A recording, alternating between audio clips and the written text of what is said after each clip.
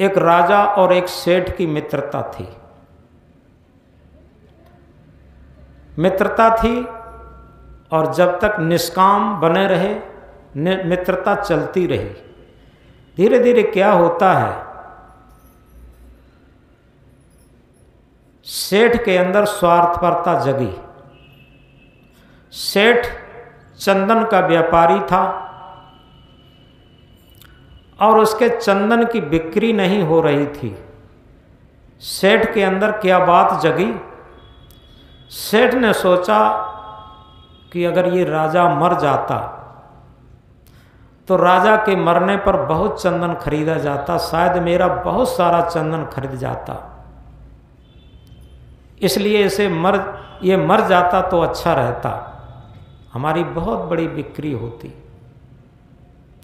जब सेठ के अंदर ये ईर्षा भाव जगा, स्वार्थ भाव जगा, जहाँ स्वार्थ होगा वहाँ ईर्षा जरूर होगी और जहाँ ईर्षा होगी वहाँ स्वार्थ जरूर होगा, ये अपने आप है। अब इधर क्या हुआ, अभी तक तो प्रेम सच्चा चलता रहा, लेकिन जब सेठ के अंदर ये स्वार्थ और ईर्षा साथ साथ जगे, अब राजा के अंदर भी स्वार्थ और ईर्षा जग गई। राजा क्या सोचता, तो इसकी सारी संपत्ति एक राज संपत्ति हो जाती, राजा के नीचे आ जाती। ये राजा के अंदर विचार आने लगा। अब दोनों के अंदर, हालांकि दोनों उठते बैठते हैं, लेकिन सच्चा प्रेम नहीं रहा। जब सच्चा प्रेम नहीं रहा तो चैन कहाँ, सच्चा प्रेम के बिना चैन नहीं होता। अब चैन न पड़े दोनों को, तो एक दिन राजा ने ही विचार किया और सेठ से पूछा, सेठ एक बात बताओ कि हम लोगों का बहुत प्रेम था, वैसा प्रेम हम लोगों में क्यों नहीं रहा। सेठ ने कहा कि बात तो मेरी भी समझ में आती है, प्रेम क्यों नहीं रहा। राजा ने एक बात पूछी, राजा ने कहा सेठ एक बात बताओ, तुम्हारे अंदर कोई स्वार्थपरता तो नहीं आई। सेठ ने कहा कि राजन एक स्वार्थपरता तो आई। कि क्या आई, कि एक दिन मैंने सोचा कि हमारा चंदन का व्यापार है और चंदन की लकड़ी बिक रही नहीं, हमने सोचा अगर कहीं राजा मर जाता तो हमारे चंदन की बहुत बिक्री हो जाती, ये स्वार्थपरता आई।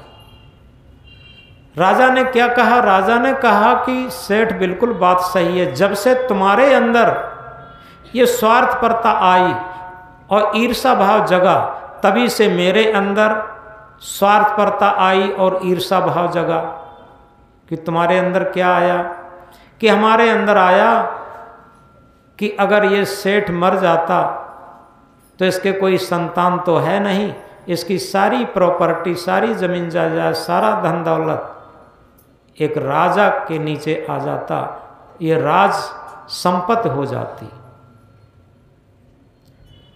उन्होंने कहा देखो, हम लोग अगर वैसा ही प्रेम रखना चाहते हैं तो ये स्वार्थपरता खत्म कर दें। दोनों ने संकल्प लिया कि अपना अपना स्वार्थ खत्म किया और जैसे ही स्वार्थ खत्म हुआ, पहले जैसा प्रेम चलने लगा। इस बात को गहराई से अपने अंदर उतारें। क्यों? चाहे वो पिता पित्र के रूप में हो, पति पत्नी के रूप में हो, भाई भाई के रूप में हो, गुरु शिष्य के रूप में हो, किसी रूप में हो, जहाँ भी हैं, जिसके मन में जितनी अधिक स्वार्थपरता बढ़ती रहती है वहाँ ईर्षा भाव जगता रहता है, और जहाँ ईर्षा भाव जगता रहता है प्रेम नहीं रह पाता, औपचारिकता मात्र रहती है। तो इसलिए ये दीपावली का महान पर्व, और इस पर हम अगर प्रेम का दीपक जलाना चाहते हैं, अभी एक लाइन दोहराई थी, दीप से दीप जलाते चलो, प्रेम की गंगा बहाते चलो। यथार्थ में दीप से दीप जलाना यही है कि अभी जब ईर्षा का, स्वार्थ का दिया जला तो दूसरे का भी ईर्षा और स्वार्थ का दीपक जल गया। थोड़ा गहराई से समझे। जो विचार सेठ के अंदर आया वो विचार राजा के अंदर भी पहुंचा। ये भी दीप से दीप जलाना है, स्वार्थ के दिया से स्वार्थ का दिया जलाना है, ईर्षा के दिया से ईर्षा का दिया जलाना है। हम किसका दिया जलाना चाहते हैं, इस बात को याद रखना है। यदि हम प्रेम का दीपक जलाना चाहते हैं, प्रेम की गंगा बहाना चाहते हैं, तो निश्चित है आज हम वो संकल्प लें कि अपने जीवन में निस्वार्थ जीवन की एक ज्योति जलाएंगे। जब तक निस्वार्थ जीवन की ज्योति नहीं जलेगी, निश्चित है हम चाहें कि हम तो स्वार्थी रहें, दूसरा निस्वार्थी हो जाए, कैसे होगा? ये हो ही नहीं सकता। तीन काल में असंभव है। हर पिता चाहता है कि हमारा पुत्र इतना वफादार, इतना सेवादार निकले कि हमें कोई कष्ट न हो। लेकिन क्या पिता भी अपने पिता के प्रति वफादार और सेवादार है? इस बात को गहराई से समझें। इसी तरीके से हम जहां भी हैं, और इसीलिए एक बात को कहा है, झांक रहे सब इधर उधर, अपने अंदर झांके कौन। झांक रहे सब इधर उधर, अपने अंदर झांके कौन। दुनिया सुधरे सब चिल्लाते, निज को आज सुधारे कौन। सब चिल्लाते, चारों तरफ ये आग लगी है कि दुनिया बहुत खराब हो गई, समाज बहुत खराब हो गया, जमाना बहुत खराब हो गया।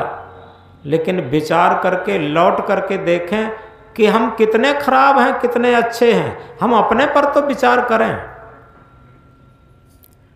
अगर इस बात को समझें कि हम परिवार की एक इकाई हैं, समाज की एक इकाई हैं, राष्ट्र की एक इकाई हैं, क्या हम सुधर के चल रहे? तो इस बात से समझें, झांक रहे सब इधर उधर, अपने अंदर झांके कौन। दुनिया सुधरे सब चिल्लाते, निज को आज सुधारे कौन। पर उपदेश कुशल बहु तेरे, पर उपदेश कुशल बहु तेरे, निज पर आज विचारे कौन। हम सुधरेंगे जग सुधरेगा, हम सुधरेंगे जग सुधरेगा, इतनी सी बात विचारे कौन। बहुत छोटी बात है, बहुत छोटा सूत्र है। हम प्यासे हैं, हम पानी पिएं, हम भूखे हैं, हम भोजन ग्रहण करें, हमारी भूख जाएगी। इसी तरीके से हम शांत में जीवन जीना चाहते हैं तो हम सुधर के चलें, बस ये सूत्र है। हम प्रेम से चलें, हम निस्वार्थ जीवन जिएं, हम प्रेम का जीवन जिएं, हम पवित्र और निर्मल जीवन जिएं।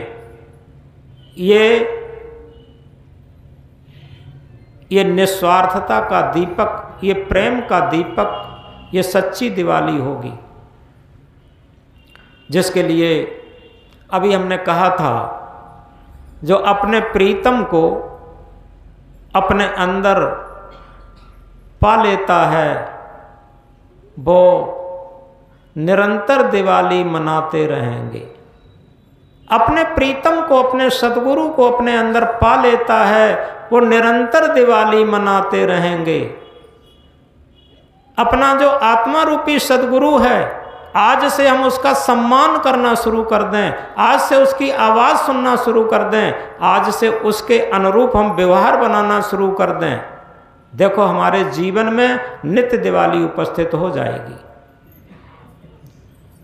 तो इस प्रकार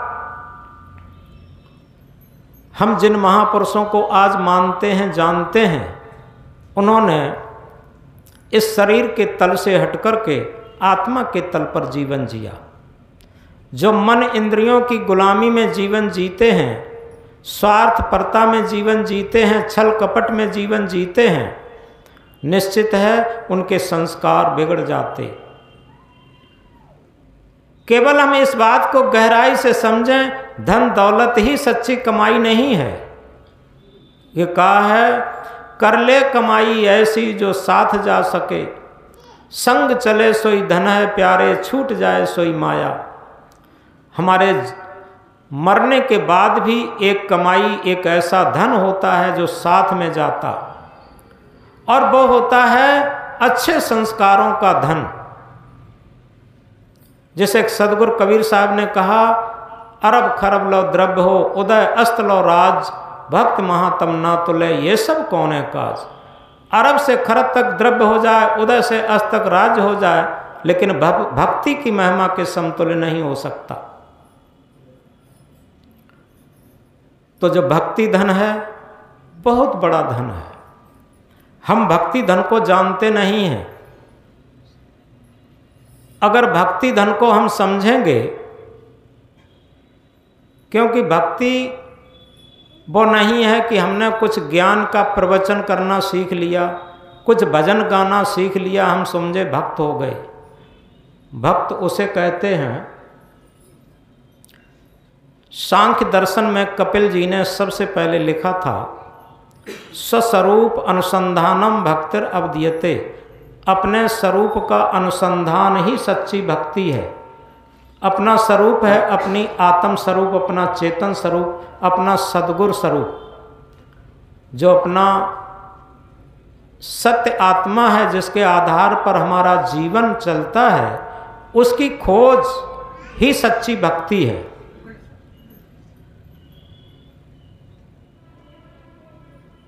उसकी खोज ही सच्ची भक्ति है। ये ऐसा नहीं केवल साधुओं के लिए हो, एक विद्यार्थी से लेकर के और किसी भी डिपार्टमेंट का आदमी है, क्या उसका शरीर बिना आत्मा के जीवित रह सकता? बिना चेतन के, बिना ड्राइविंग शक्ति के जीवित रह सकता? यदि नहीं रह सकता, पानी के बिना भी जीवन नहीं चल सकता, ऑक्सीजन के बिना भी जीवन नहीं चल सकता, भोजन के बिना भी जीवन नहीं चल सकता। तो क्या कहा, भौतिकता के साथ साथ आध्यात्म को भी लेता चल, भौतिकता के साथ साथ आध्यात्म को भी लेता चल, जड़ विषयों से हट कर के चेतन स्वरूप में रमता चल। भौतिक जीवन से और आध्यात्म जीवन को भी हम लेकर के चलें। भौतिक जीवन को तो जानते हैं, रोटी कपड़ा और मकान, ये भौतिक जीवन है। ये भौतिक शिक्षा हमें रोटी कपड़ा और मकान की शिक्षा देती है। लेकिन आध्यात्म जीवन क्या है? सुख शांति का जीवन, भक्ति का जीवन। जितना हम सुख शांत भक्ति पूर्वक जीवन जीते हैं, और वो तभी आता है जब हमारे अंदर सेवा भाव हो। बहुत महत्वपूर्ण सूत्र है, जहाँ सेवा वहाँ त्याग है, जहाँ त्याग वहाँ प्रेम, निर्मल अंतःकरण जहाँ वहाँ शांति सुख चैन। जहाँ सेवा भाव होगा वहाँ त्याग भावना अपने आप होगी, और जहाँ त्याग भावना होगी वहाँ प्रेम भावना अपने आप होगी। त्याग के बिना प्रेम हो नहीं सकता। जहाँ सेवा वहाँ त्याग है, जहाँ त्याग वहाँ प्रेम, निर्मल अंतःकरण जहाँ वहाँ शांति सुख चैन। हम शांति सुख चैन का जीवन जीना चाहते हैं, लेकिन अपना अंतःकरण गंदा बनाते हैं, तो सुख शांत चैन कहाँ से होगा? हमें सुख शांत चैन का जीवन तभी हो सकता है जब हमारा अंतःकरण पवित्र हो, निर्मल हो। और अंतःकरण निर्मल और पवित्र बनाने के लिए हम सेवा का दीपक जलाएं। आज हम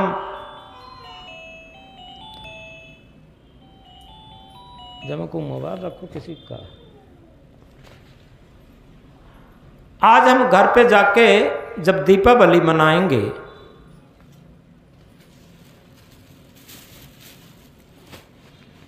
तो सबसे पहले अपने बुजुर्ग, बड़े बुजुर्ग को इकट्ठा करके उनसे ही दीपावली शुरू करवाएंगे, और एक संकल्प लेंगे,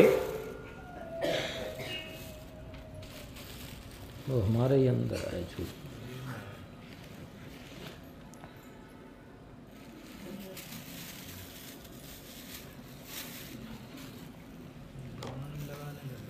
लड्डू दोनों में लगा लें।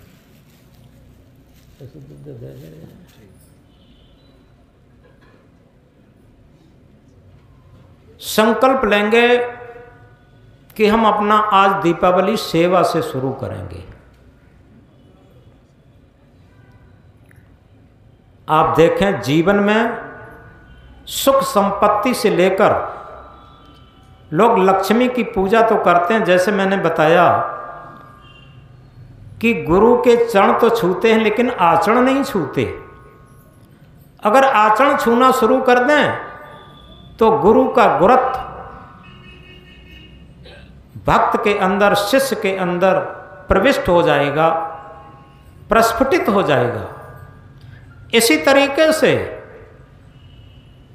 हम अपने माता पिता, बड़े बुजुर्गों का जमीन जायदाद, धन दौलत, घर मकान, उत्तराधिकार तो लेना चाहते हैं, लेकिन उनकी सेवा नहीं करना चाहते, क्योंकि कर्तव्य रूपी वृक्ष पर अधिकार रूपी फल आते हैं। इस बात को गहराई से समझें। अगर हम सेवा से अपना जीवन शुरू करते हैं, सेवा से अपनी दीपावली शुरू करते हैं, तो हमारे अंदर त्याग भाव आएगा। आप देखेंगे कि हमारे बड़े बुजुर्गों की आत्मा का जो वरदान स्वरूप है वो हमें अपने आप मिलेगा। जितनी शक्ति धन में नहीं होती, उतनी शक्ति आत्मा के भाव में होती। आत्मा के भाव में बहुत बड़ी शक्ति होती। सदगुरु कबीर साहब ने और महात्मा बुद्ध ने भी अपने धम्मपद पुस्तक में लिखा है, जो निर्दोष को दोष देता वो कई गुना होकर के उसे मिलता। दूसरी बात यह है, किसी गरीब, दीन दुखी, अपाहिज पात्र की सेवा करता, उसे कई गुना होकर के सेवा मिलती। दोनों चीजें ये साथ साथ चलती हैं कि अगर हम सेवा शुरू कर दें तो धन से काम नहीं हो सकता, जो परिवार और मित्र काम नहीं कर सकते वो सेवा से काम हो जाएगा। क्योंकि जितने बड़े बड़े महापुरुष हुए हैं उनको जीवन को याद करिए, उन्होंने अपने जीवन की शुरुआत सेवा से की है। तो इसलिए हम कह रहे थे, जहां सेवा वहां त्याग है, जहां त्याग वहां प्रेम, निर्मल अंतःकरण जहां वहां शांत सुख चैन। अगर शांत सुख चैन का जीवन जीना चाहते हैं तो केवल उसका एक ही सूत्र है, हम सेवा से अपना जीवन शुरू करें, सेवा से अपनी रोज की जिंदगी शुरू करें। ये ठान लें, अपने परिवार में, अपने पड़ोस में, जहां भी कोई पात्र मिले उसकी कुछ न कुछ सेवा कर दें। आज दीपावली के पर्व पर अगर ये आपने ठान लिया तो निश्चित है आपके अंदर बहुत बड़ा त्याग भाव आ जाएगा, और जहां त्याग भाव आएगा वहीं प्रेम का भाव प्रस्फुटित हो जाएगा। त्याग का दीपक जलते ही, आपने दीपक का त्याग नहीं देखा होगा, सारा अपना तेल संसार को प्रकाशित करने में खर्च कर देता। इसी तरीके से जो महापुरुष हुए हैं उनकी सारी श्वासों रूपी तेल दुनिया को सही मार्ग पर, सत्य मार्ग पर लगाने के लिए, उन्हें प्रकाशित करने के लिए अपनी श्वासों का तेल खर्च कर देते। अपनी श्वासों को स्वार्थ में खर्च नहीं करते, परमार्थ में खर्च करते। और इसीलिए कहा, निस्वार्थ साथ दे सज्जन का सच्चा उपकार यही तो है। हमारे जीवन का सच्चा उपकार यही है कि हम निस्वार्थ होकर के दीन दुखी, माता पिता, गरीब अपाहिज इनकी सेवा का जीवन में बीड़ा उठा लेते हैं तो मानो दीपावली का महान पर्व हमारे जीवन में अंदर से जागृत हो जाता है, हमारा विवेक प्रस्फुटित होने लगता है। क्योंकि विवेक और अविवेक दो ही चीजें हैं। जब विवेक जगता है तो हमें दूसरे की पीड़ा, दूसरे का दुख दर्द दिखाई देता, और अविवेक जगता है तो अपनी मन की गुलामी दिखाई देती, हमारे मन की कैसे पूर्ति हो। ये अविवेक का सूत्र है। विवेक में अपनी मन की पूर्ति नहीं होती, विवेक में आत्मा के तल की पूर्ति होती, आत्मा की आवाज की पूर्ति होती। ये विवेक की परिभाषा है। इसलिए बहुत अधिक न कहकर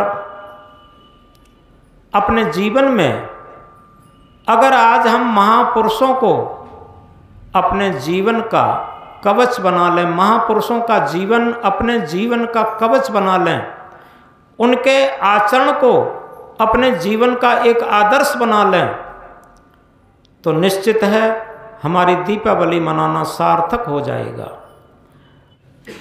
आज दीपावली के पर्व पर सभी लोग इन चीज़ों को दोहराएं जो मैंने शुरू में कहा था।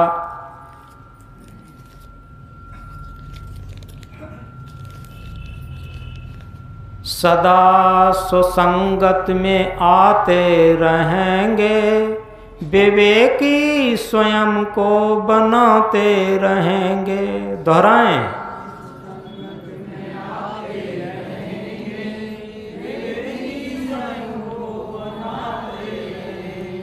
सदा सुसंगत में आते रहेंगे, विवेकी स्वयं को बनाते रहेंगे।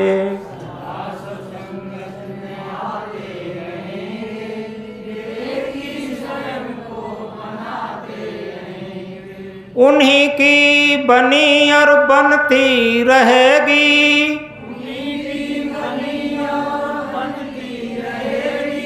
उन्हीं की बनी और बनती रहेगी।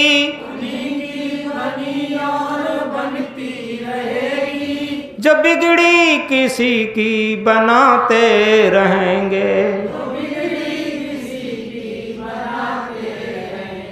सदा सुसंगत में आते रहेंगे,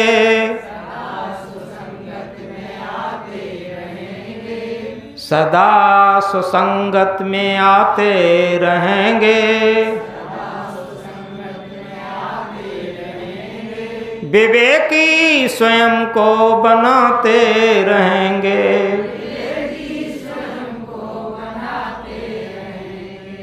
सुखी होंगे जो दुख देकर दूसरे को,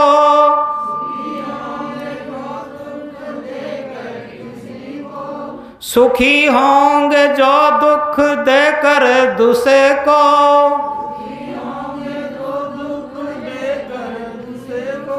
वो अंत तक दुख को उठाते रहेंगे।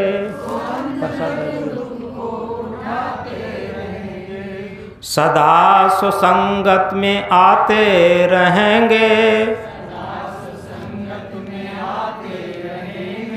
विवेकी स्वयं को बनाते रहेंगे।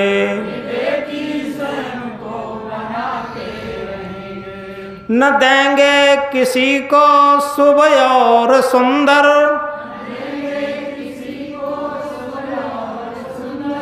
न देंगे किसी को शुभ और सुंदर, तो बैठे माखी उड़ाते रहेंगे, तो बैठे माखी उड़ाते रहेंगे। सदा सुसंगत में आते रहेंगे,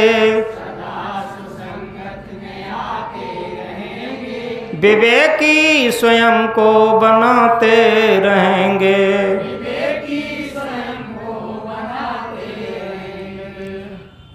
पथिक अपने में अपने प्रीतम को पाते, पथिक अपने में अपने प्रीतम को पाते, वो सदा दिवाली मनाते रहेंगे, वो सदा दिवाली मनाते रहेंगे, सदा सुसंगत में जो आते रहेंगे,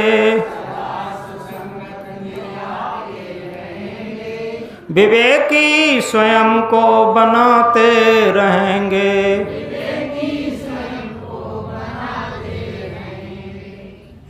दूसरी बात,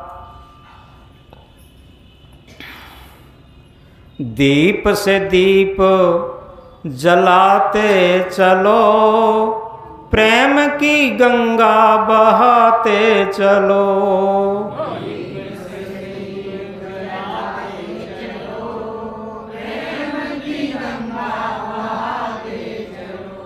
दीप से दीप जलाते चलो, प्रेम की गंगा बहाते चलो,